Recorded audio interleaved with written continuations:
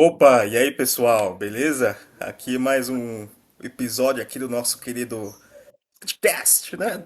Podcast aqui de bar, podcast aqui da galera. E como a gente prometeu, né? A gente demorou, sei lá, 2 meses pra fazer esse episódio aí.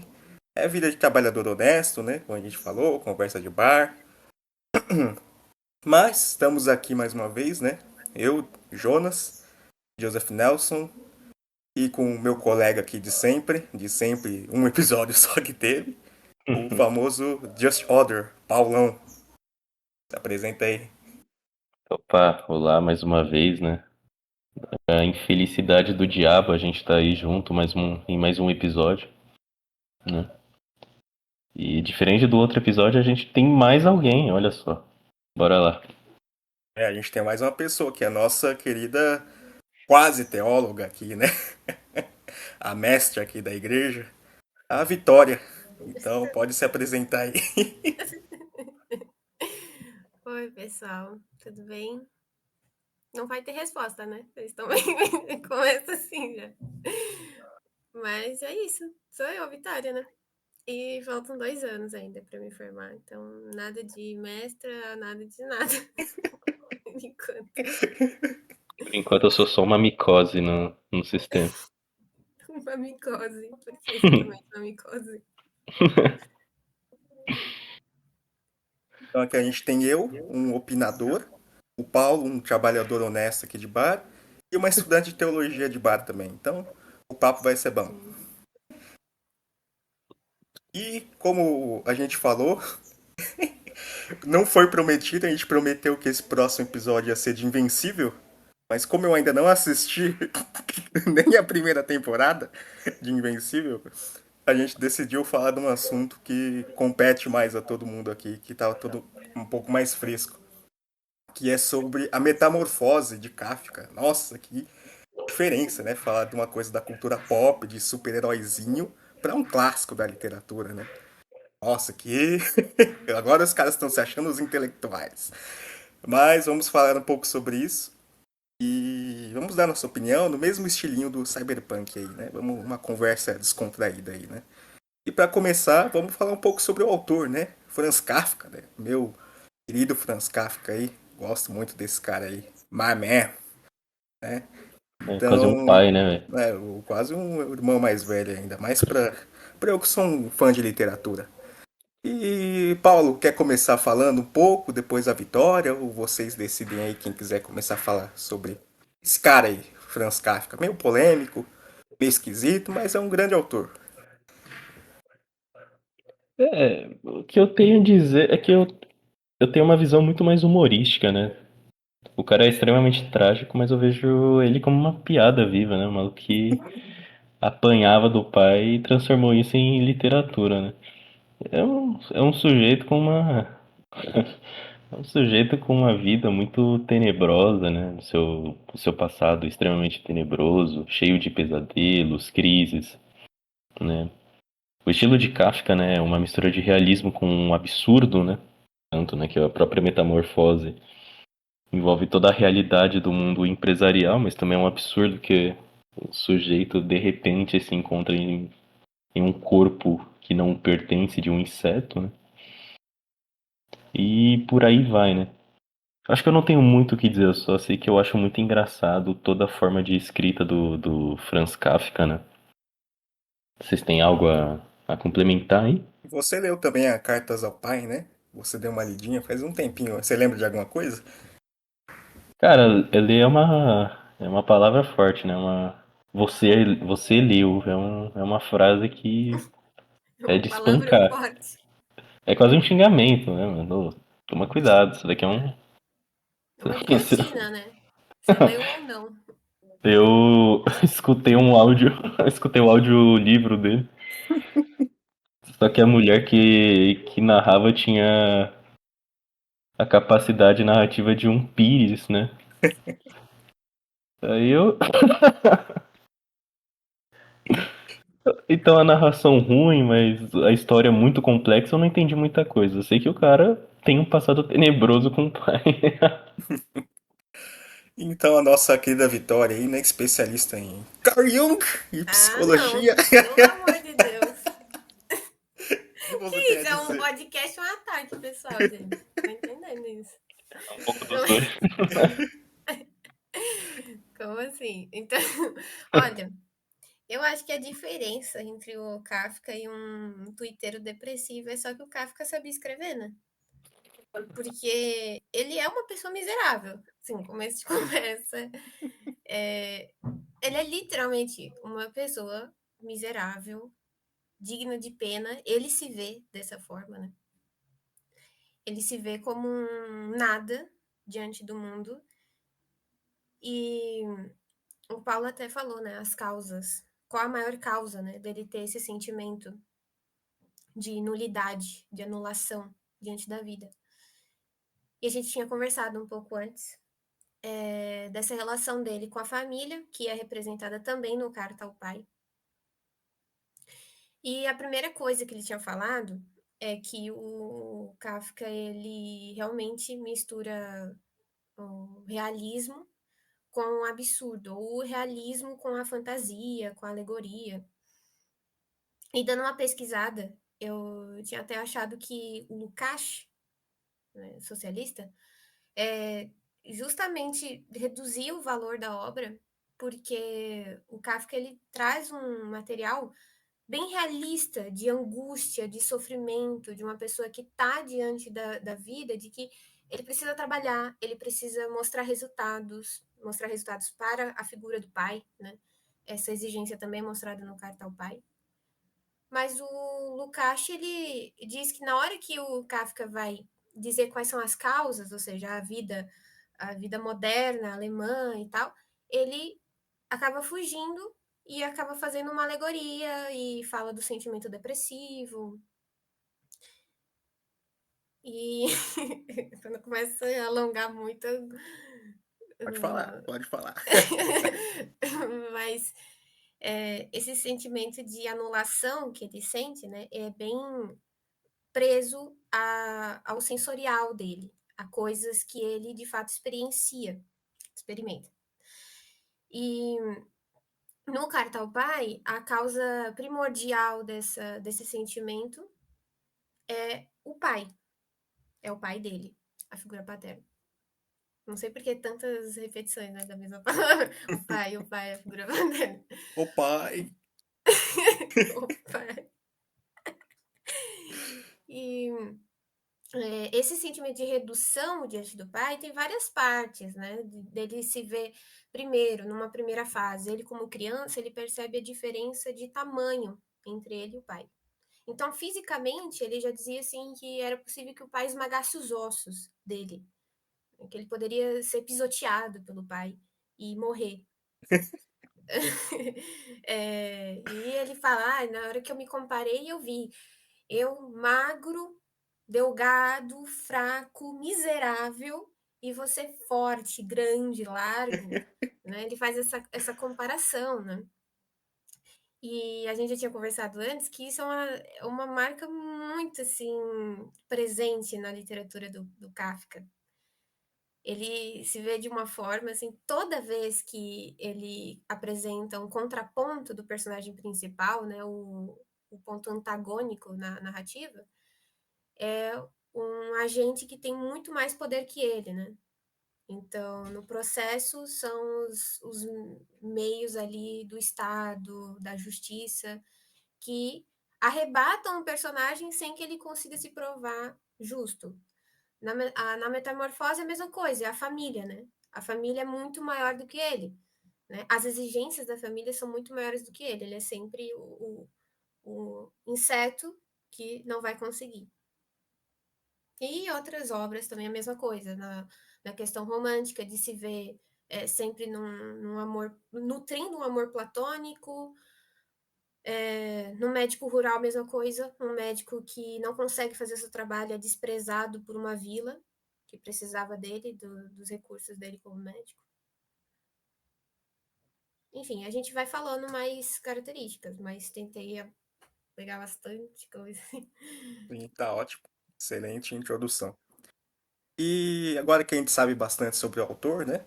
A gente já entende, né, que ele se via como miserável, né? Então vamos falar um pouco sobre a obra, né? Eu acho que todo mundo aqui já ouviu falar, né? Todo mundo que está ouvindo aí, um abraço para todos, inclusive, né? Léo, Andrew, todo mundo aí que está ouvindo, nossos pessoal que escuta aí. Eu acho que todo mundo já ouviu falar sobre essa obra, né? Pelo menos sobre o contexto, né? Que é um carinha lá que do nada acorda, famosa introdução, né, do livro, né? Nossa, uma das introduções mais icônicas de toda a literatura, né? Depois de acordar de sonos intranquilos, Gregor Dzanza, é Dzanza, sabia? Pronuncia Dzanza, Gregor Dzanza. Acorda, depois acorda Zanza? metamor... Peraí, é Oi. Zanza? Só um teste só pra ver se é de novo. Zanza.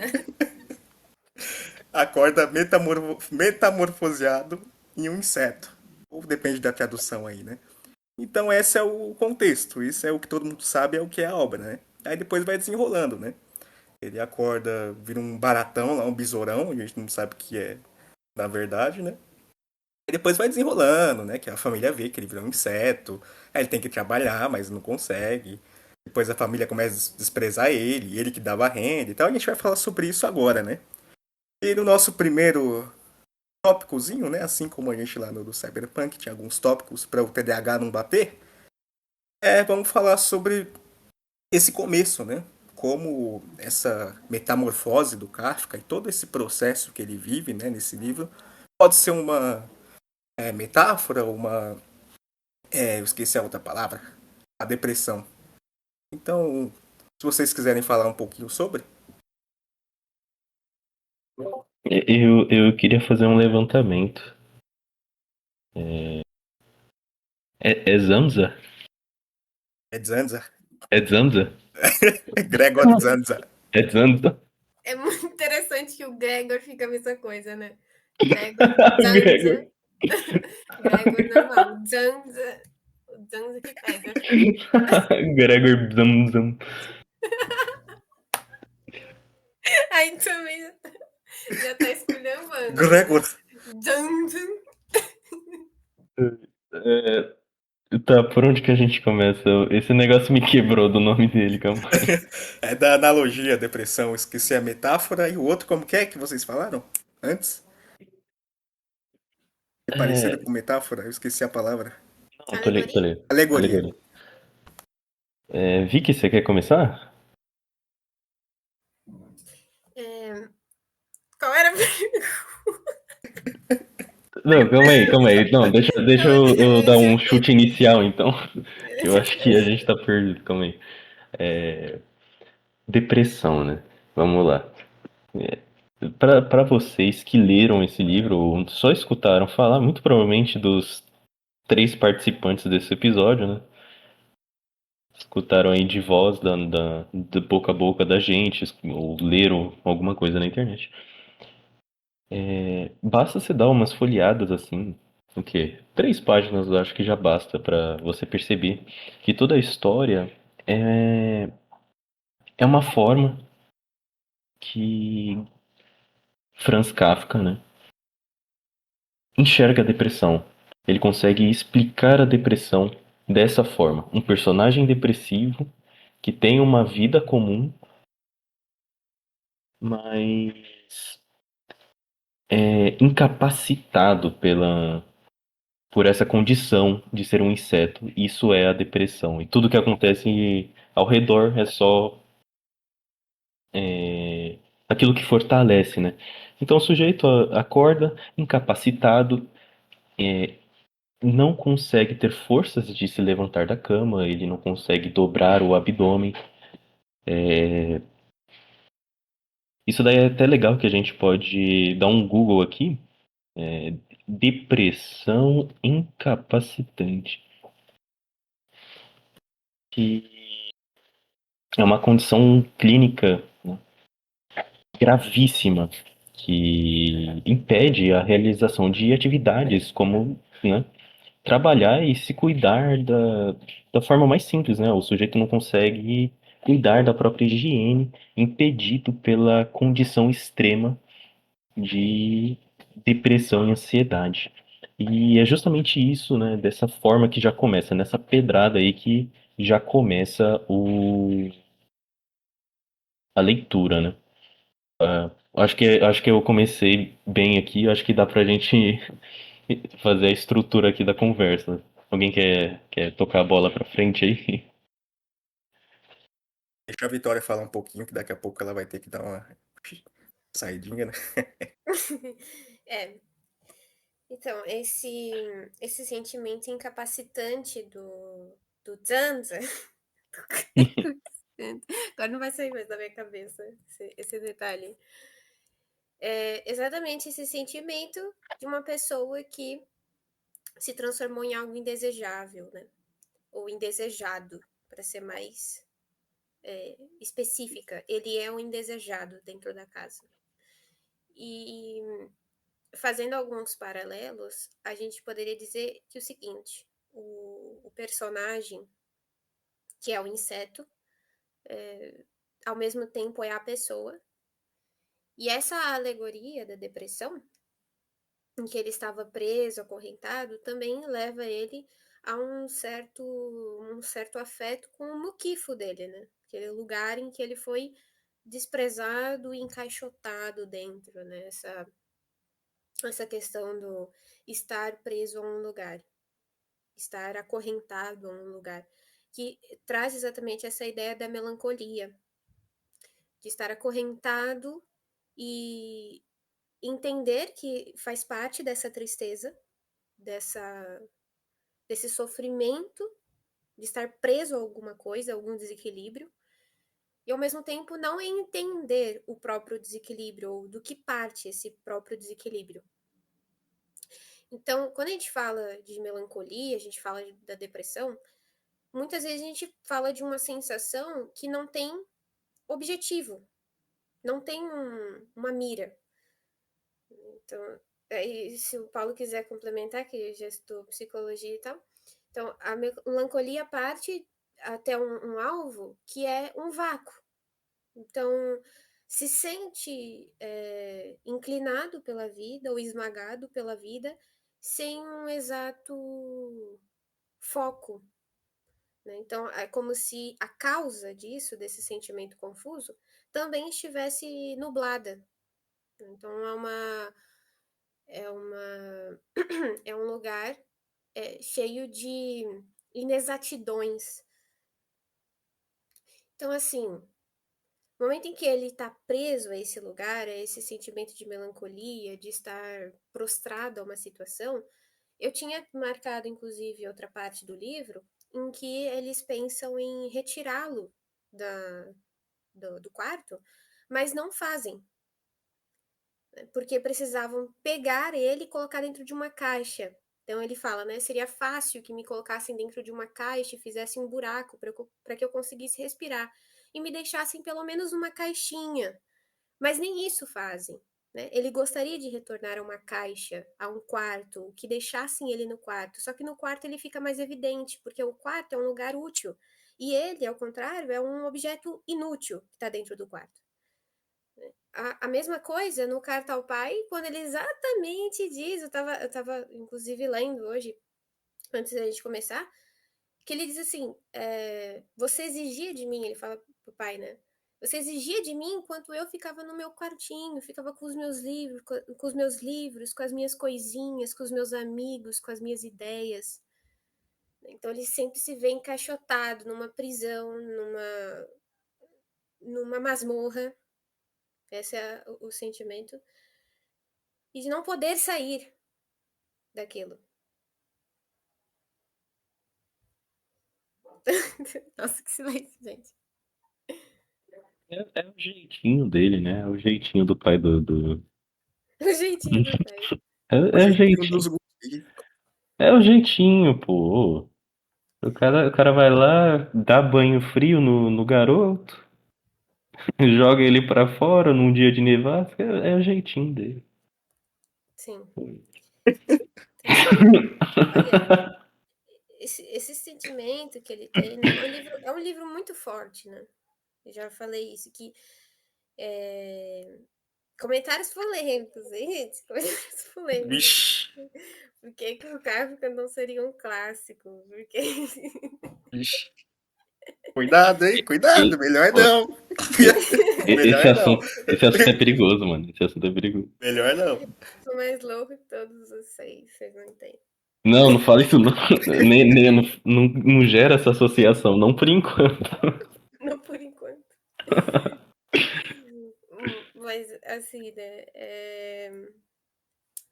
Então, na introdução desse aqui que eu tenho do processo, o cara até falou assim: gente, vocês precisam parar urgentemente, porque o seguinte, o Kafka ele não escreve para os leitores, ele escreve para si mesmo.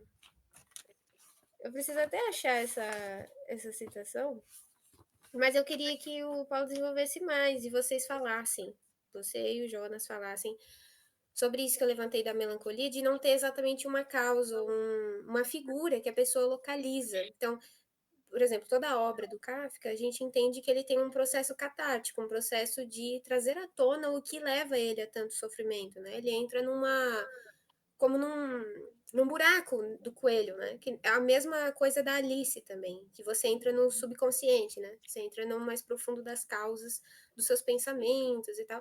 E é uma toca do coelho, um buraco, que traz um sentimento de vertigem, de enjoo, por ter que procurar e vasculhar na própria mente o porquê que eu sinto isso. Ele fala, inclusive, a mesma coisa nessa ocasião que o Paulo citou, do pai ter deixado ele para fora. Né? Ele diz assim, e aí eu do nada conectei agora pedir um copo d'água, né, ou beber água com o meu pai e me colocar para fora, porque o que causou ele ter sido colocado para fora quando criança foi porque ele pediu muitas vezes para o pai para beber água, porque estava com sede. Então essas duas coisas ficaram conectadas na mente dele. E do nada ele agora conecta um copo de água, beber água, com estar para fora de casa. É louco. Não, é uma mente muito, muito deturpada. Como pode? Mas diga aí, pode começar, Paulo, falar um pouco. Você que é um homem experiente aí na vida e um ex-estudante também de psicologia, como bem pontuou a Vitória. Ah, estudante de psicologia é aquela coisa, né, mano? Eu participava das aulas, né? Estudante. Aí depois eu Eu, complemento também. eu, nossa, a Vicky tava. Me fugiu agora. A Vicky tava falando sobre como todo esse sentimento não é direcionado a nada. É um sentimento a ermo que ele. Que o. Nessa escrita em específica, né? Na metamorfose, do- todas as dores do Gregor, de fato, não. Todas as dores, as tristezas não são direcionadas a nada. É só um personagem que se entende como um personagem triste. Ele se entende que ele não tá numa situação legal, mas ele não consegue culpar ninguém. Ele, de fato, né, o personagem do Gregor, né, ele é um personagem que se enxerga como o próprio motivo de culpa. Assim como também o próprio Franz Kafka, né? O Franz Kafka, ele se enxerga como a culpa final de todas as coisas, né? Tanto que, tipo, eu descobri, né, enquanto eu pesquisava aqui um pouquinho sobre Franz Kafka, que se a gente tem as escritas de Franz Kafka é graças ao amigo dele, né? Sim, Que Max Brod, né? Max Brod. O cara no momento da morte, assim, o Franz Kafka falou: "Ah, mano, queima aí minhas obras, né? Que eu sim. não publiquei, porque eu vou morrer mesmo, então queima essa coisa aí e deixa no ar só as coisas que eu já postei, né?" Aí o cara morre, ele é desrespeitado, o amigo dele não se importa com essas instruções. Vai lá e publica todos os livros do amigo, né? Isso daí que eu acho sensacional. E é até mais sensacional quando você para pra ver que o cara publicou Calma aí, putz, agora eu me confundi. Eu não sei se ele foi o responsável por publicar a carta ao pai. Aí eu vou cometer uma besteira, né? Agora eu vou. Depois Calma aí só que eu não pesquisar vou. no Google pra O pai confirmar, né? Quem dos. estiver ouvindo Pai aí. dos burros, né? Pesquisa aí depois. E é justamente isso. É perceptível que os personagens que o Franz Kafka vai lá e cria sempre tem essa mesma característica. É um personagem que passa por situações diversas, né? E nunca é aprofundado. É só esse personagem. É como se fosse uma gota preta de, né, uma gota de tinta preta num quadro em branco que não consegue se dilatar, não consegue se espalhar. Por quê? Porque é só aquilo, né? O Gregor acorda, fala: "Nossa, eu preciso trabalhar, mas eu estou transformado em um besouro. Meus pais estão aqui, batendo a porta. O, o meu superior de repente aparece, mas eu só quero ir trabalhar e pagar minhas contas, né? Porque... E é isso. O É ambiente tudo. sufoca Hã? ele, né? O ambiente sempre sufoca, ele não deixa ele se dilatar, né? Nem você falou. É um. É como também se ele nem quisesse. É como se ele falasse: a vida é isso, né? Eu tô aqui, eu vou. Eu sou isso, eu vou morrer, né? É aquela reflexão também que se tem no. Olha só, olha que cultura geek que o cara vai dar aqui. Isso daí é muito equiparado ao, ao Vagabond, né? O Musashi Miyamoto tem um momento que, tentando. Inclusive, uma confusão aqui, ó. A foto que o Paulo tá usando é do Vagabond. É do Vagabond, mano. Do Vagabond. Tem um momento em que o Musashi Miyamoto tenta entender a complexidade de tudo que tá acontecendo. E ele não consegue explicar. Ele não consegue explicar o porquê que ele gosta de batalhar até a morte com as pessoas. Ele não consegue entender os sentimentos que estão aflorando nele, né? Que era um sentimento de amor e empatia pelas pessoas. E ele fala: Isto é Musashi. Tudo que eu vivo é Musashi. Então, tudo que o Franz Kafka encaixa em seus livros é Franz Kafka. Não existe uma explicação. O personagem de Gregor, todo o contexto que ele vive é Gregor Samsa, né? É uma coisa inexplicável, é algo que ele. A minha vida é isso, né? Minha irmã tá vindo aqui, tá me dando pequenas rações de colherada em colherada. Meus pais estão me planejando ali colocar numa caixa para me retirar da casa, a casa que eu sustento, né? E é isso, mano. Eu sou o Gregor e eu vou lá trabalhar entregando carta. Já já. Eu só preciso de força para me levantar, tá ligado?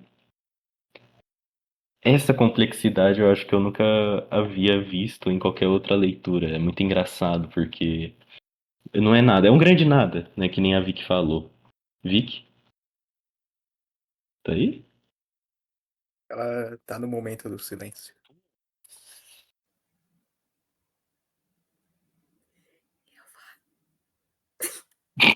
Até o pai dela tá apresentando o TCC. Tá apresentando o TikTok dela, né? Mas é sobre isso, né? Pô, agora eu fiquei desamparado, né? Dentre todos aqui, céu acima e céu acima e terra abaixo, dentre todos eu sou o mais burro, né?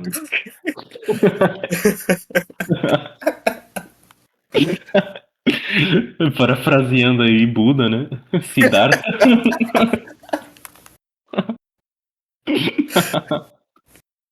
Mas eu vou te complementar então.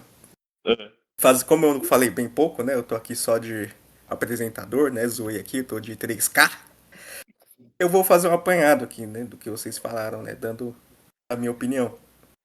Vocês falaram, né? Sobre a metáfora, sobre a depressão. Eu acho que a analogia mais evidente é essa, né? Só que eu não sei onde eu li, eu não vou lembrar, né? Que às vezes a gente lê umas coisas aí, tanto em livro quanto em internet, aí você até esquece de onde é a fonte, né? Que se você for pegar na parte interpretativa mais livre, assim, né? Que é uma metáfora, né? A metáfora, a alegoria você pode interpretar de um jeito só, né? A metáfora são vários jeitos, né? Mas não só a depressão, né? Você pode interpretar a situação do Gregor, né? Mas como qualquer situação incapacitante, né? Uma pessoa doente, com uma doença consegue, uma doença incapacitante, assim dizendo também, né? Uma doença que a pessoa não pode se mover, não pode fazer nada, a pessoa está em estado quase terminal. Ou uma pessoa de idade mais alta, né? Uma pessoa mais idosa também, que sofre, né, com essas incapacidades.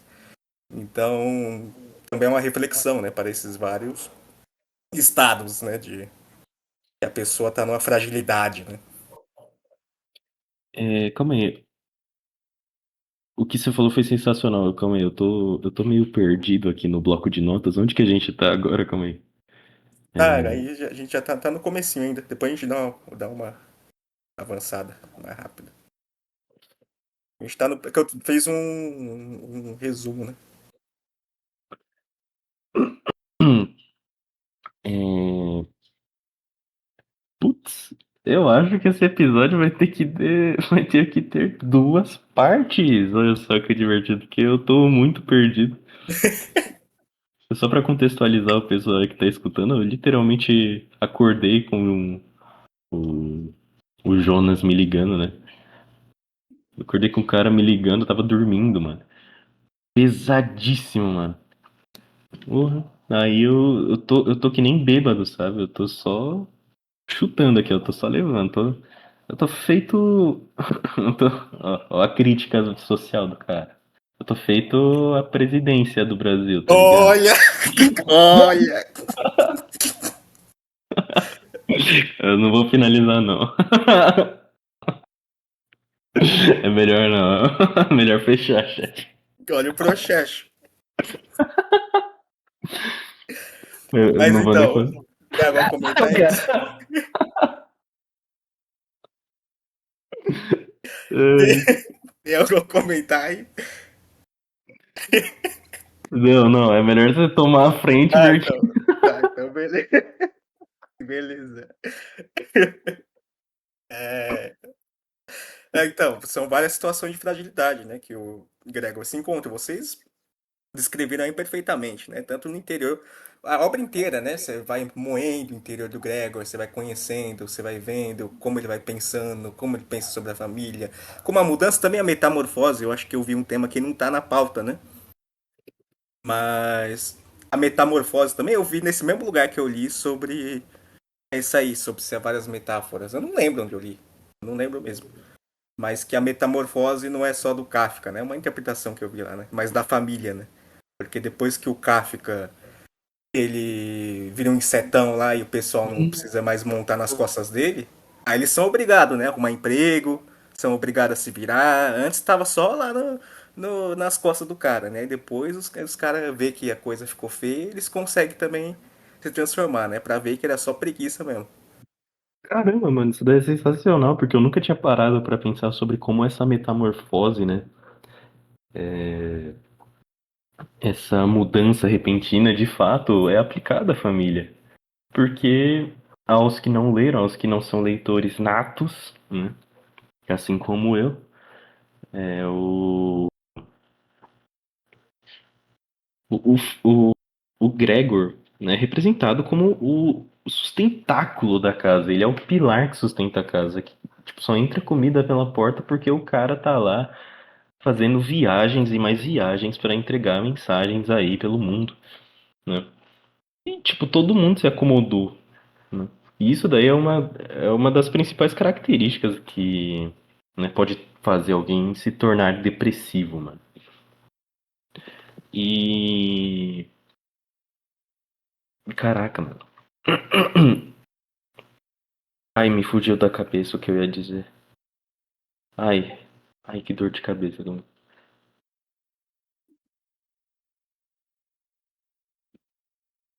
Nossa, passou uma mosca aqui, eu acabei esquecendo tudo que eu ia falar. Nossa, calma aí. TDAH. É TDAH, né?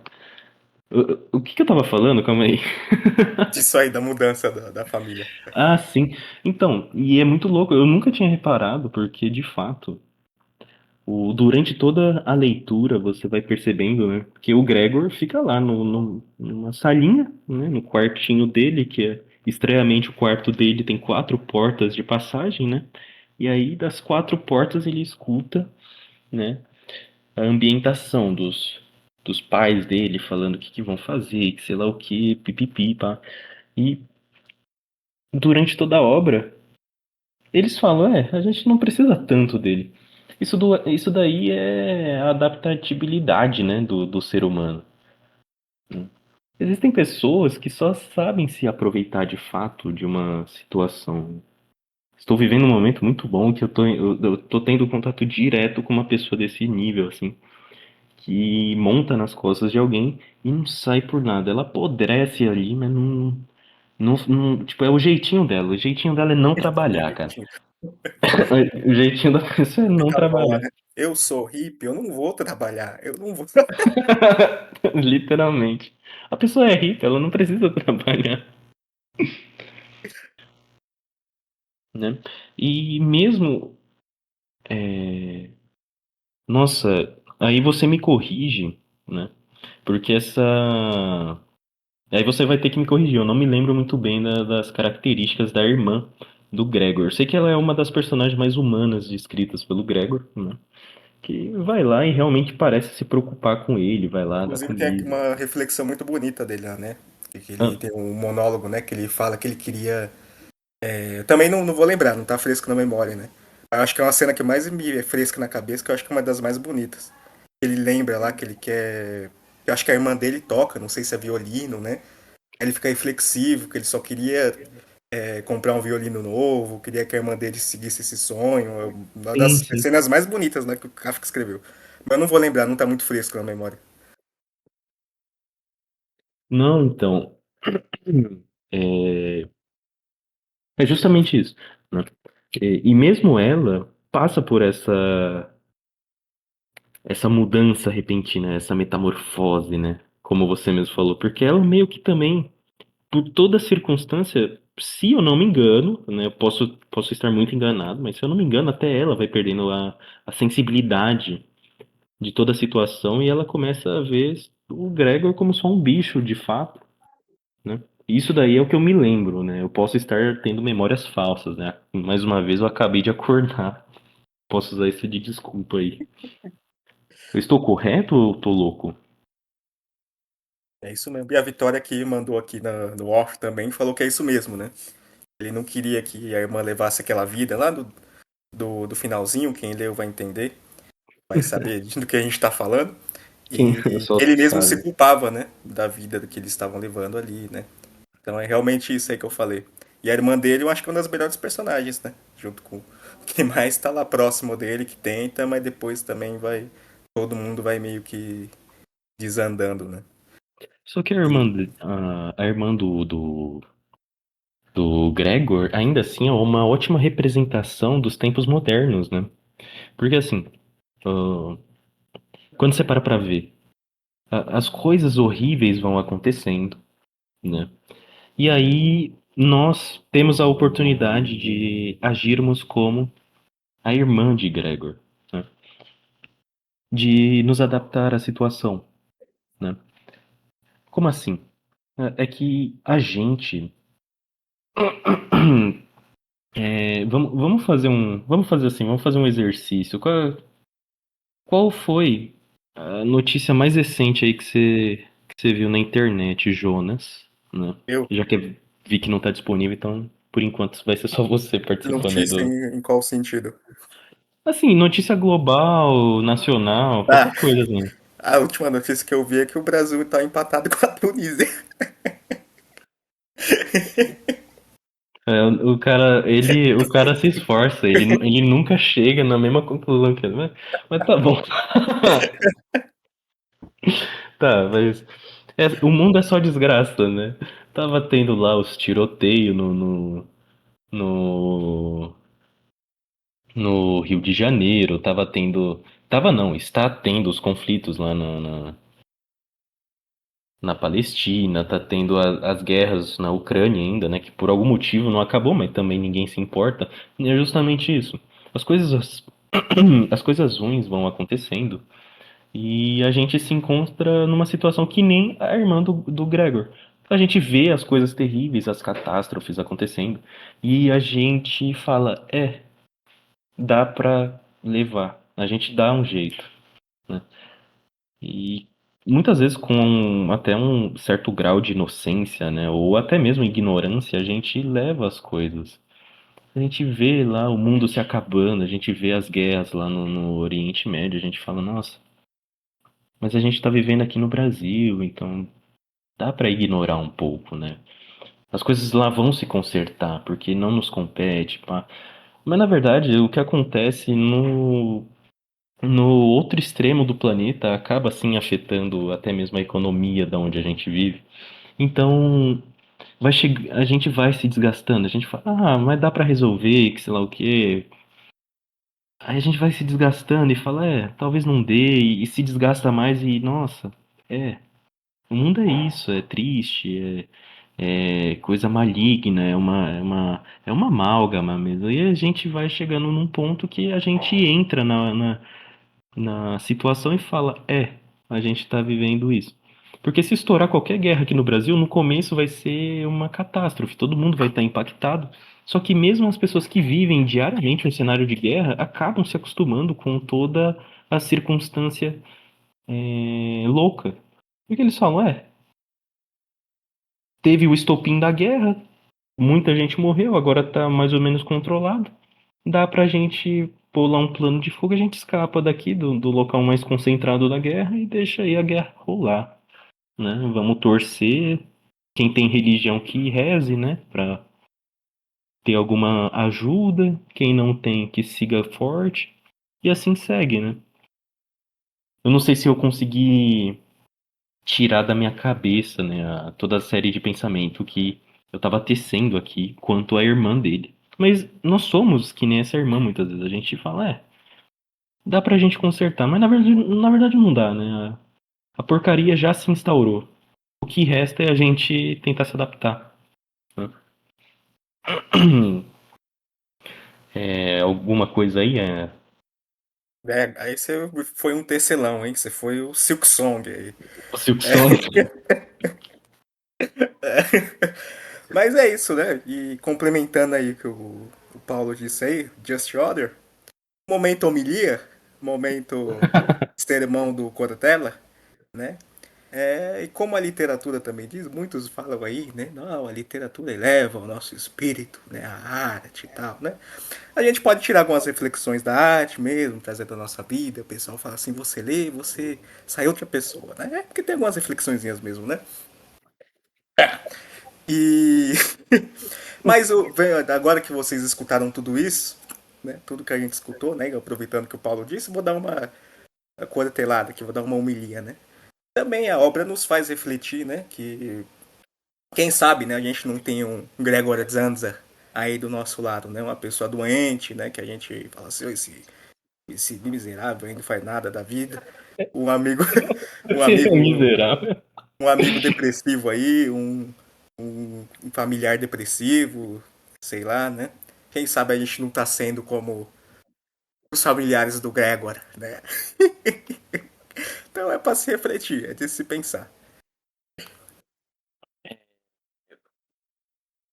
A gente vai terminar o episódio por aqui só pra ter uma noção, que eu gostaria de fazer uma. Eu gostaria de refutar o que você falou, tá? Pode falar. Sobre que a leitura edifica a alma, né? Não, eu não falei que não falei que isso é. Eu, eu tenho minha visão sobre literatura, mas eu não sei se agora é o momento certo pra falar, mas eu não sei que Não, sabe. não, eu só queria fazer uma piada, né? Faz aí. É porque se a leitura edifica, edifica a alma, mano, a gente tá. Ó, Deus me perdoe aí, né? Não sei se já passou do horário, mas a gente tá na merda, né? Você entra no. Você entra na Amazon neste momento, top livros aqui, vamos ver. Hum, nossa, cadê a do Morro? Nossa, cadê a do. Ah, Mas eu sei onde você quer chegar, mas aí vai distanciar muito do assunto e isso aí é assunto para outro episódio.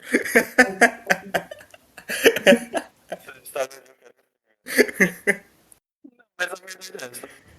Pode discutir. desconsiderar essa.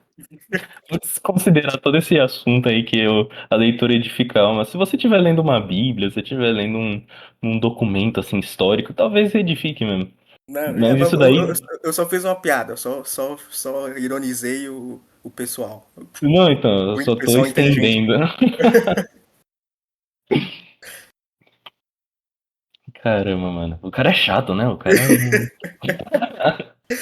Mas pra encerrar aqui, eu não sei. Agora corta essa parte aqui. Quer que. Isso. E agora o Paulo vai ter que resolver lá os compromissos dele, de homem de família. E ele se despede por aqui, mas a Vitória volta, né? Um rodízio aqui, né? Igual esporte. Colocar um, E ele vai dar as palavras finais aí dele. colocar um samba rádio aqui nesse momento de transição, né? Bom, muitíssimo obrigado aí, pessoal, pela atenção, né? Vocês que são nossos incríveis 10 telespectadores. Muitíssimo obrigado por tudo, né? Espero voltar mais vezes aí pra falar besteira com sono, né? Falou, guys. Tchau, tchau. Falou, Paulo.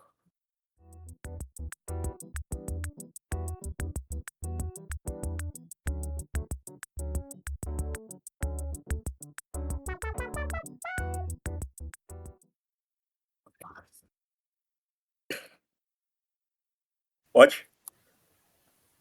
Tudo certo. E agora que o nosso querido Paulo se foi, o rodízio voltou e agora a gente volta com a Vitória, né? Rodízio. E ela disse que queria aqui no nosso off aqui, falou que queria comentar, né, sobre a metamorfose da família do Kafka que a gente estava falando. Então, pode mandar bala. Se quiser falar alguma outra coisa que a gente comentou também, pode falar.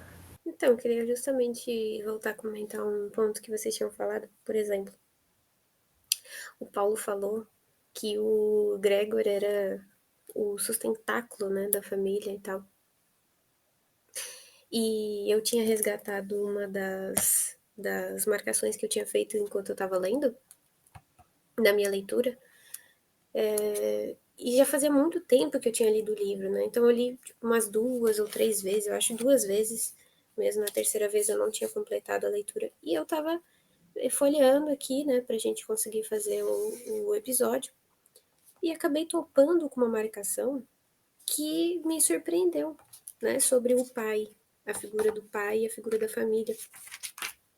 Porque eu via também o Gregor, do que eu lembrava, eu via que era justamente isso, o Gregor era o sustentáculo da família.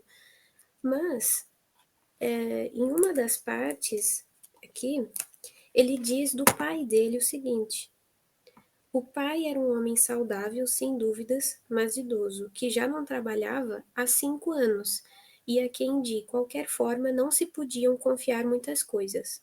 Ele engordou muito naqueles 5 anos que foram as primeiras férias de sua vida tribulada, mas mal sucedida, e ficou bastante pesado como resultado, tornando-se assim bem lento.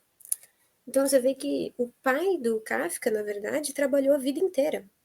Então, isso meio que agrava o sentimento de culpa do Kafka Sim. de não ter sido suficiente para substituir o pai, né? Esse Então, pequeno trecho aí já muda toda a perspectiva. exatamente, né? E eu ficava com essa coisa na memória de que o Gregor realmente, que a família era ingrata e tal, mas você vê que a gente adicionou mais uma camada de sofrimento do personagem, né? Sim, E, enfim, no Carta ao Pai ele também aprofunda exatamente esse mesmo sentimento de ser insuficiente para lidar com as coisas do pai. Tem uma outra página aqui que eu tinha marcado, que também é da figura do pai. Deixa eu ver se eu consigo abrir aqui. Ó, que o pai ficava na poltrona e ele diz o seguinte: a mãe puxava-o pela manga, dizia palavras carinhosas ao ouvido, a irmã deixava suas tarefas de lado para ajudar a mãe, mas não adiantava. O pai, né, ele afundava ainda mais em sua poltrona. Só quando as mulheres o agarravam pelas axilas, ele abria os olhos, encarava alternadamente mãe e irmã e se punha a dizer: esta é a vida, é o descanso de meus dias de velhice. Então, você vê que justamente esse sentimento que o Paulo tinha falado, né, de que o Kafka tinha de que, é isso aqui, a vida é isso aqui, né? Porque é justamente a figura que dizia para ele o que era a vida era o pai. O pai fazia meio que um vórtex, né, em volta dele. Todas as figuras da família orbitavam, né, o pai. O pai ditava a realidade, né? Ele demarcava a realidade. O mesmo com o Kafka normal, né? O Kafka O real. mesmo com o Kafka real. Exatamente, o Kafka no real, o Kafka, a pessoa, né? Então, assim, no Cartal Pai, eu tava lendo antes da gente gravar, e ele diz que o pai é a medida de todas as coisas. O pai dele é a medida de todas as Nossa. coisas. E eu não sei se eu já tinha te falado do negócio do Carpo, que o Carpo diz exatamente isso, né? Que a única leitura possível para a pessoa do Kafka é a psicanálise, e a obra que mais se encaixa na leitura psicanalítica é o A Né, eu lembro Metamorfose. que você falou. Então assim, encaixa como uma luva, né? Todo o Não, personagem aí do já deu Gregor. todo um plot twist diferente. Até no episódio, no tudo. Olha, por um lado, né, vocês tinham falado da figura da irmã, né? O Paulo falou que a figura da irmã é tipo, a gente consegue se enxergar na figura da irmã, porque a irmã, basicamente, quando acontece o caso, ela tem que ficar como uma mediadora, né? E tem uma hora que ela cansa do próprio irmão. Ela cansa daquela coisa inútil que se tornou o irmão. Ela não consegue mais lidar com aquilo, mas ela tem que ficar colocando panos quentes na situação. E isso acaba drenando ela. Mas eu consigo ver que o principal personagem, pelo menos que eu me enxergo, é o próprio Gregor, né, de questão de incapacidade e tal, Sim. das coisas muito grandes, e não conseguir vencer estes obstáculos, né? Mas no sentido de que. Nossa, eu ia falar um negócio, me fugiu a cabeça. É o TDAH também, igual do Paulo. É que eu ia falar um negócio e acabei esquecendo. Eu me enxergo mais no Gregor. Eu me enxergo mais no Gregor. Justamente porque é a pessoa do autor. Sim, É a pessoa do autor. Qualquer análise que a gente possa fazer, o Paulo falou até no inicinho, né? Que não tem uma lógica por trás da história, né? A lógica é a própria pessoa do autor. E eu me vejo mais no Gregor por essa questão do sofrimento, de estar ali tomado na situação, de não conseguir remediar a situação. E, poxa vida, eu ia falar um negócio que eu realmente esqueci. Se você quiser continuar. mas é isso mesmo, né? Agora essa sua reviravolta aí mudou até minha percepção do livro, né? Sobre essa culpa a mais do Gregor, né? O pai dele trabalhou a vida inteira, agora que é hora do cara trabalhar, o cara vira um baratão lá, um besouro.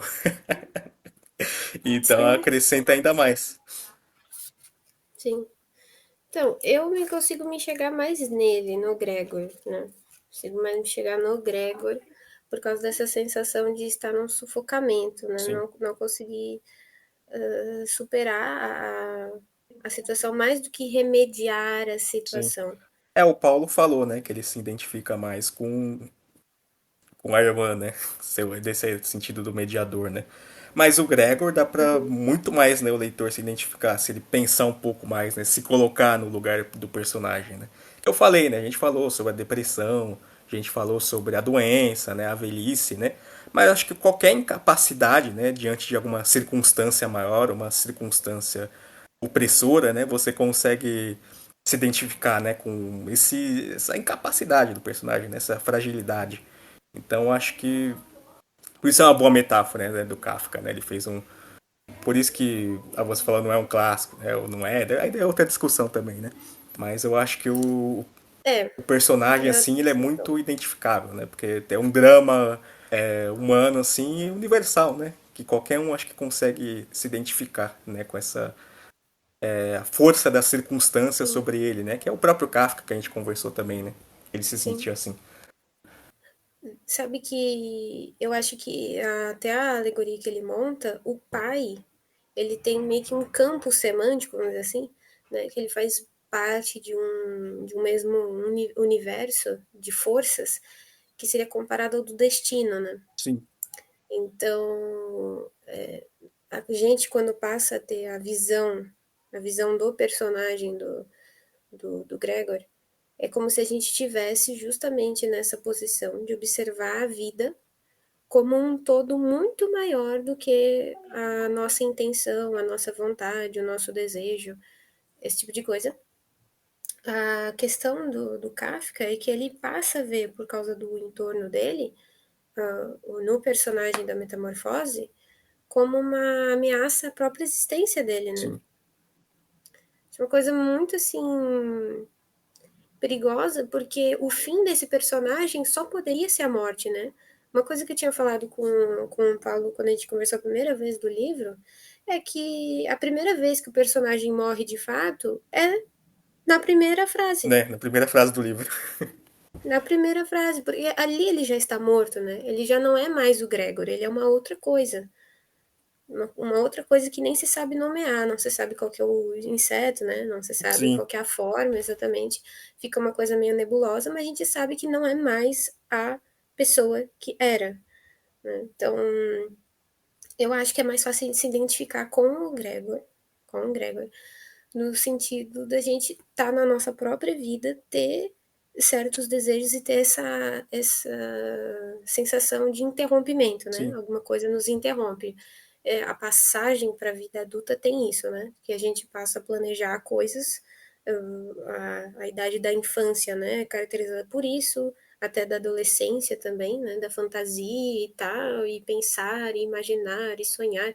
E quando entra para a vida adulta, você tem um sentimento de responsabilidade, que é o sentimento que o Kafka, tanto o Kafka quanto o Gregor, passam a ter, né? A gente estava falando que o pai dele teve essa função e agora ele teria que assumir essa função. Tipo, é o destino dele, né?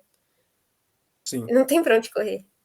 Ele não tem, é um labirinto que ele não vai conseguir escapar. né. Né? Ele nasceu para isso, ele vai ter que cumprir.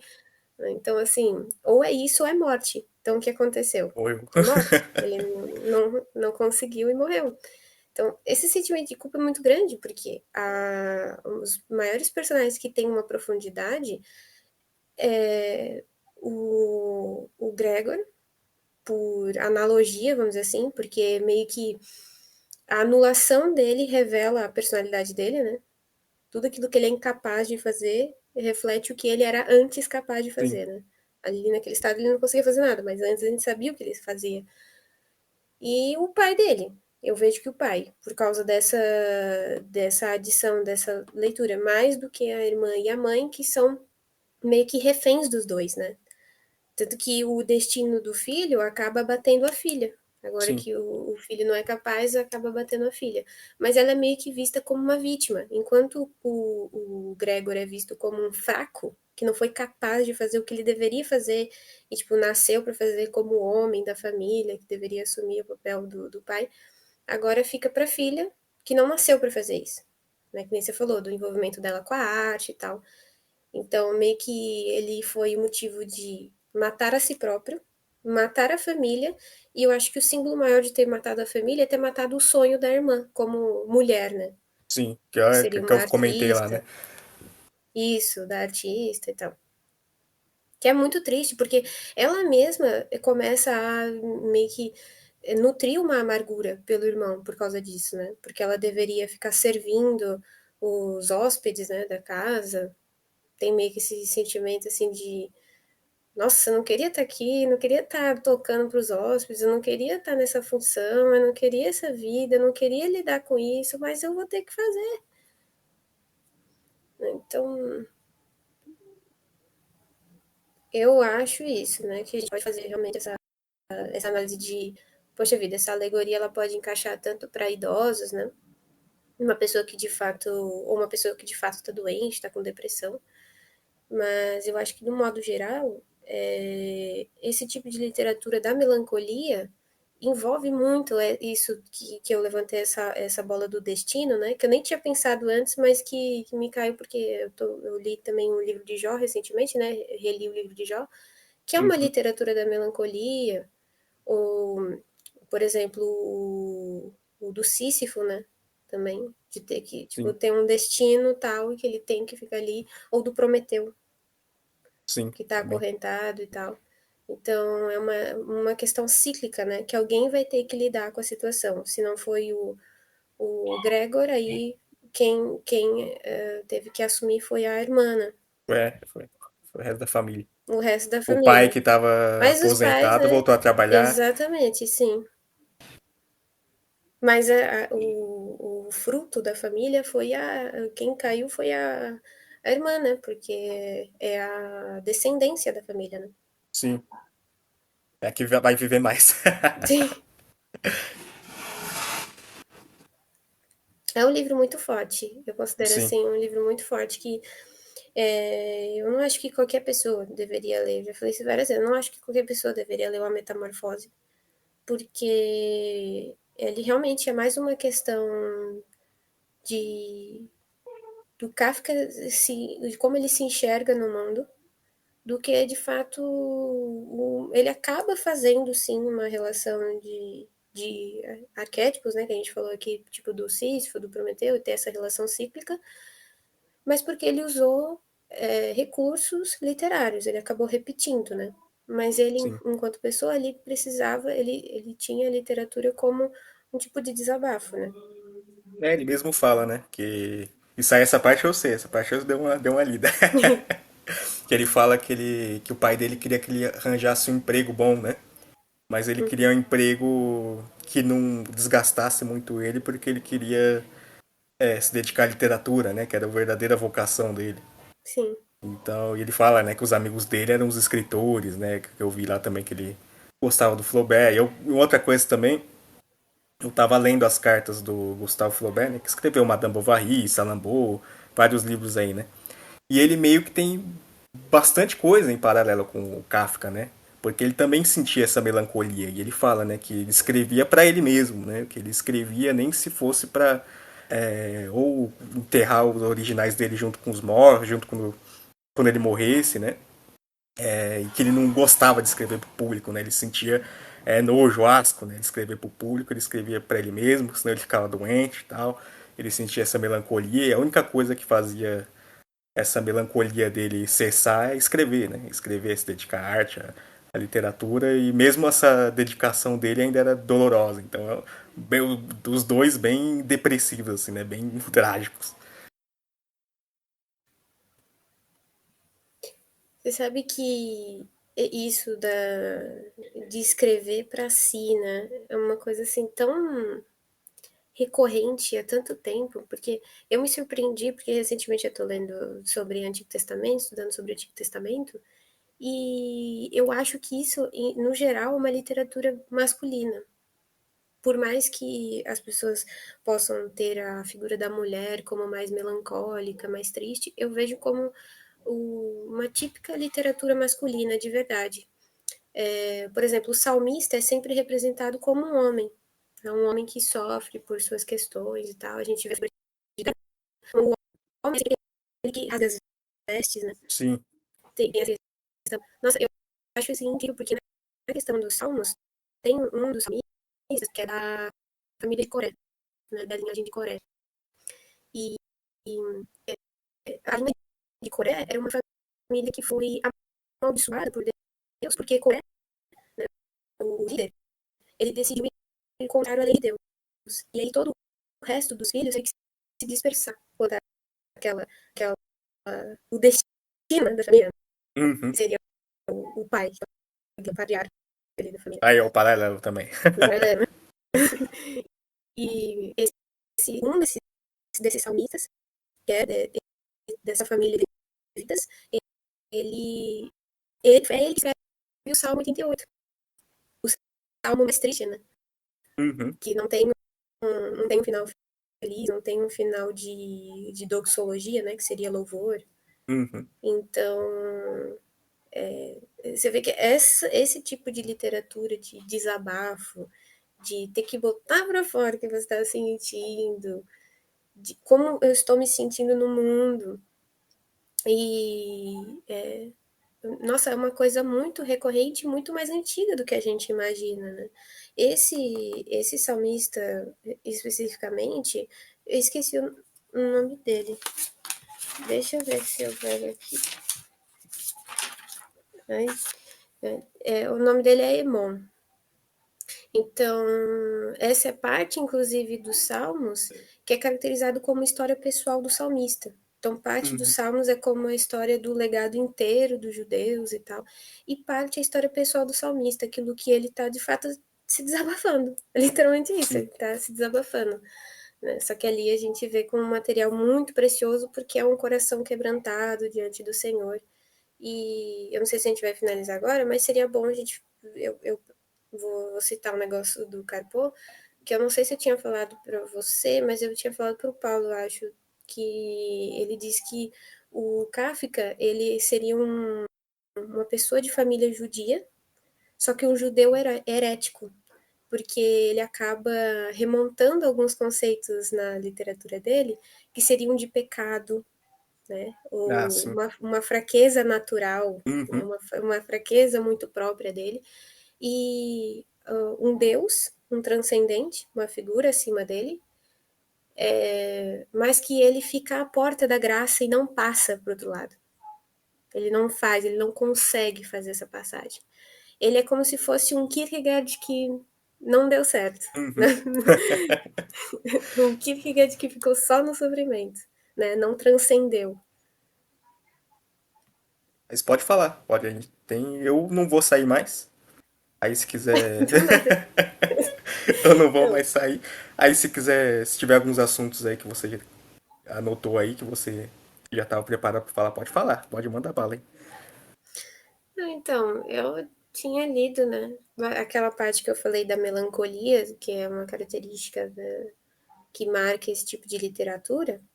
Eu estava estudando sobre a natureza da melancolia, inclusive, e no Anatomia da Melancolia, do Robert Burton, né? Que é um livro bem mais antigo, lá de 1600, Uhum. que eu queria muito ler esse livro, inclusive. Uma das figuras que ele representa, essa figura da melancolia, que eu tinha falado do Kafka tá preso, né? Sim. No próprio quarto e tal, acorrentado, ele apresenta uma figura de um acorrentado e é um acorrentado que bate na própria face com as correntes. Então, ele já tem um sofrimento e ele vai se flagelar Se ainda autoflagela ainda. mais. Exatamente, exatamente. Então, esse processo do Kafka expor a dor dele também é um processo de automutilação, né? Ele vai Sim. instigando ainda mais a dor dele, né? No Carta ao Pai é uma coisa absurda. Né? Carta ao Pai é tipo assim, e você que me chamava de merda na minha cara. O cara sofre e ainda quer sofrer mais. Exatamente. Né? Então, nossa, esse tipo de literatura me fascina. Eu acho que parte, inclusive, né, eu falei que eu vejo como uma literatura tipicamente masculina, né, porque a questão da mulher, eu acho que seria, assim, muito mais prática e até mesmo efêmera, utilitária, esse tipo de coisa Tem gente que acha o oposto, né? que Interessante esse seu acho o ponto. oposto. Que acho o oposto, sim. Só que eu vejo hoje, isso foi um tópico que eu já discuti com o Vitor, meu namorado, né? Que é... Um abraço pro Vitor. Abraço pro Vitor, né? Então, que ele primeiro levantou esse ponto, né? Que a mulher é mais racional do que o homem. Ele levantou isso para mim uma vez e a gente já discutiu várias vezes, porque hoje eu acredito exatamente como ele falou, que a mulher é mais racional do que o homem. Vai fazer sentido com o assunto que a gente está falando, né? De que a mulher é estática, né? Que é a mesma coisa que a gente estava falando da figura da filha e da mãe na história, né? Elas são Sim. figuras estáticas. Então, uma coisa que ele tinha falado, né, que o Spengler diz, aí é uma citação da citação, que a mulher é história e o homem faz história. Então, o homem, ele é o movimento da história, né? Então, a gente tem essa representação no patriarca, que tem as decisões no qual a família vai se movimentando, ou, por exemplo, os estados vão fazendo as guerras entre si, né? São todas figuras tipicamente masculinas. Sim. Então, 95 não, uns 98%, 99%. é. Então, eu não sei, o que que você pensa, assim, sobre isso, do homem, essa literatura melancólica, ou pelo menos de desabafo, assim, tipicamente do salmista e tal, ser uma literatura mais masculina do que uma feminina. Ah, que uma coisa que eu acho é que eu acho que a época do trovadorismo e tal, meio que manchou, né, essa visão, parece. Sim, né? Que o Porque negócio ficou a. mais feminino, né? Né? Mas é porque. Eu acho que agora o conhecimento bem básico, né? De história da literatura aí, né? Porque as cantigas de amigo eram mais melancólicas, né? E era pra ter um eu lírico feminino. É isso, né? Isso. E o homem era esse pilar que a gente tá falando, né? Do conquistador, do Sim, era cara o que que vai atrás. conquistava, que ia, ó. Ele sofria Sim, também, mas a da mulher era um pouco mais reflexiva, né? Mais interior. Era um homem sim. que ia pra guerra, ia navegar lá pelos mares, né? É, do homem é só que a mulher era a princesa lá, ele era um camponês safado lá, mas da mulher era mais reflexiva, né? Mais da guerra, então uma coisa mais íntima, assim, onde é que você vai e tal. Sim. Nossa, Então que coisa. acho que isso moldou, né? Falou assim, ah não, o mais feminino é uma coisa mais intimista, né? Também a gente tem, né, alguns exemplos, né? Clarice, né? Ó, é bem assim intimista, né? Ó, bem, foi feminino. Então acho que acabou moldando isso, né? Que o mais feminino é mais intimista. Sim. É. Eu não sei, eu acho que meio que parece uma morte da alma do homem, né? O homem é. A, o homem, de tanto ter que assumir essa posição da espada, né? Parece que se transfigurou numa espada, né, na arma, Sim. sem alma, Porque sem você tem nada. razão, né? Agora eu tô pensando também, né? Agora me veio o pensamento. Porque é mais da Idade Média mesmo em diante, né? Pra o pessoal ouvinte aí, eu não entendo muita coisa, né? Eu tô aqui conjecturando aqui junto com a Vitória, aqui fazendo um raciocínio, né? E eu acho que esse episódio já tá bem caótico, mas vamos continuar assim mesmo, né? Daqui a pouco a gente termina. Mas se você Eu acho pegar que o. tem a ver com o que a gente tá falando. Sim, tem a ver, tem a ver. É que aqui a gente tá mudando, mas tem a ver. Não, o pessoal é inteligente, o pessoal vai Sim, o captar. pessoal é inteligente. É, mas se você for pegar o Homero, você pega o Homero, lá tem reflexões, assim, principalmente dos personagens masculinos, assim, de melancolia, de lamento, de, assim, muito fortes. Você pega o próprio Aquiles, o Aquiles, que é a representação do guerreiro, o cara é melancólico lá o livro inteiro, o cara sofrendo, né, pelo amigo dele, sofrendo pela dúvida, né, que ele não sabe se ele escolhe a glória ou se ele escolhe a vida tranquila, então é uma coisa fortíssima. Na Odisseia também, né, eu sou fã dos gregos, né, então minhas referências vão ser os gregos. O Odisseu também, né, você vê a jornada dele, ele voltando para Ítaca, tem uma das cenas mais bonitas, que mais assim, mais emotivas do livro, e são dois homens, né? É o filho dele, o Telêmaco, e o Odisseu, né? O reencontro deles. Nossa, é muito bom. E na Bíblia também, né? Igual a gente vê Davi, o Salmo de Davi, o Salmo que você trouxe aí, né? Uma coisa bem intimista e masculina, né? Na morte da Jocasta, né, não aparece, né, a morte dela, o sofrimento dela, aparece só o É, Édipo do se Édipo, sim. cegando, né. Aham. Então tinha Então, bastante disso também. sim. Até o Shakespeare, o Hamlet, você pega o Hamlet também é pura lamento do Hamlet. Reflexão, Sim. assim, dele da melancolia, se remoendo. É verdade, você tem razão, você tem um ponto. Mas eu não saberia opinar, porque eu não estudei muito a fundo desse assunto. Então, Eu tô conjecturando em cima dessa questão do homem ser menos ou mais racional do que a mulher. Eu acho que os dois trazem os dois precisam da racionalidade, né? Só que a mulher parece ter um potencial de manter a cabeça no lugar e ser racional no sentido de ser analítica, né? Muito mais que o homem, por exemplo, aqui nesse episódio. Eu tô indo lá com uns negócios, análise de um negócio mó distante, você, é verdade, né? Parece que a mulher tem uma capacidade analítica. A mulher, sim, depende da mulher também, né? Mas, É, assim, falo nada.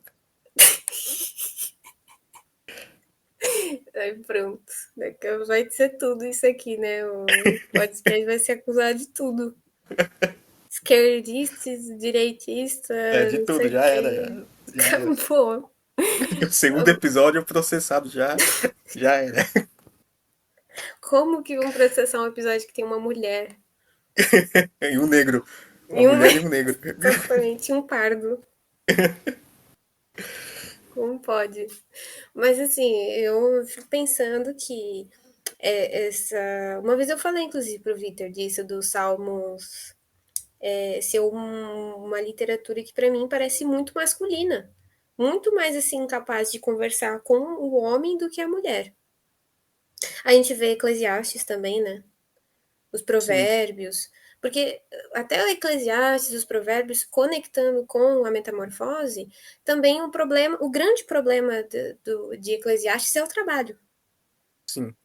É o trabalho do homem, isso é incrível, né? Então, assim, o E Eclesiastes, tudo assim, relacionado com o Kafka, né? Com a metamorfose que a gente falou, do destino dele, da circunstância pesando, mesma coisa. Tudo se liga, na exatamente. verdade. O Kafka está falando do destino dele enquanto uma questão hereditária, e a Bíblia está falando de um destino enquanto uma pessoa após a queda, né? Após a queda, você vai ter que ganhar do suor do seu rosto. Então, o Sim. Eclesiastes está debatendo essa questão, né? Desse destino, e que o trabalho é visto como um fardo. O trabalho é visto como um fardo. Eu achei muito interessante isso que você falou do Kafka. Ele se vê como escritor, porque ele queria um trabalho que, ao mesmo tempo, fosse uma coisa que ele se enxergasse nesse trabalho, né? Sim. E que não trouxesse tanta dificuldade para ele. Então, assim, ele sempre se vê como um coitadinho, né? Só uma coisa assim, de, assim, não pode se sujar, não pode não sei o quê. Então, eu acho, assim, que a melancolia é uma coisa muito poderosa para o homem. Mas quando ela entra num excesso, é como de fato, como se o homem cruzasse uma linha e se tornasse meio que emasculado, né? É, Porque, enfim, a mulher ela precisa adquirir essa força. Tanto que a virilidade é uma coisa que a mulher também precisa. Isso do trabalhar, do não ser ociosa, né? sim. Então, ter um balanço dessas duas coisas, o tipicamente masculino, o tipicamente feminino, é interessante que o homem tenha essas duas coisas, né? Então, o homem seja capaz de sentir, intuir, raciocinar, trabalhar, não ser ocioso e juntar todas essas coisas para ser plenamente humano, né? Sim.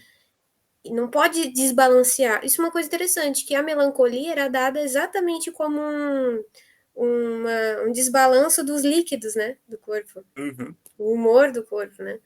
Então, um melancólico é aquele que está desequilibrado na vida. Então, se a melancolia te toma por completo, se você passa a ser o melancólico, é como se tivesse faltando uma parte sua, se tivesse manco. Então, é interessante justamente superar aquilo que é figura da melancolia, né? Sim. Aquilo que eu tinha falado lá no início, dessa figura que está nublada para você, que te causa tristeza, que te prostra. Sim. Então, tem uma coisa que está te prostrando e você não consegue reconhecer. É a partir dessa superação, a partir da catarse mesmo, desse processo de trazer à tona qual que é essa figura, deixar ela nítida e superar toda essa essa completude, né? Como se você fosse só a melancolia. A melancolia toma conta de você, mas eu acho que a melancolia como parte do homem é importante tanto para o homem quanto para a mulher. Sim. Só que o homem parece que tem mais capacidade de andar por esses extremos, né? Tipo, ou anulação completa do sentimento, e aí vira aquele chucro, né? Aquele homem chucro. Stoicão. Ou o homem completamente emasculado e frágil e agora eu sou escritor, É o né? Kafka. O Kafka, exatamente. Mas é isso. Tem mais Mas algum. o homem como um todo, né? Eu acho, não Sim, só sim. o homem em si, a figura masculina, eu acho que tanto o homem quanto a mulher cai nesse risco, né? Sim. A mulher menos, porque por grande parte do tempo não tinha essa. Ela tinha uma função que era de ser mais ociosa, né? Uhum. Mas aí a gente entra em outros, já É, tá outros entrando em outro assuntos, né? assunto, né? É.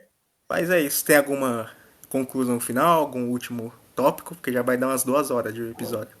Meu Deus. Eu acho legal, né? Tudo. Aí Sim. a história do Kafka, legal. Bacana. Parabéns pra ele. Escreveu. É.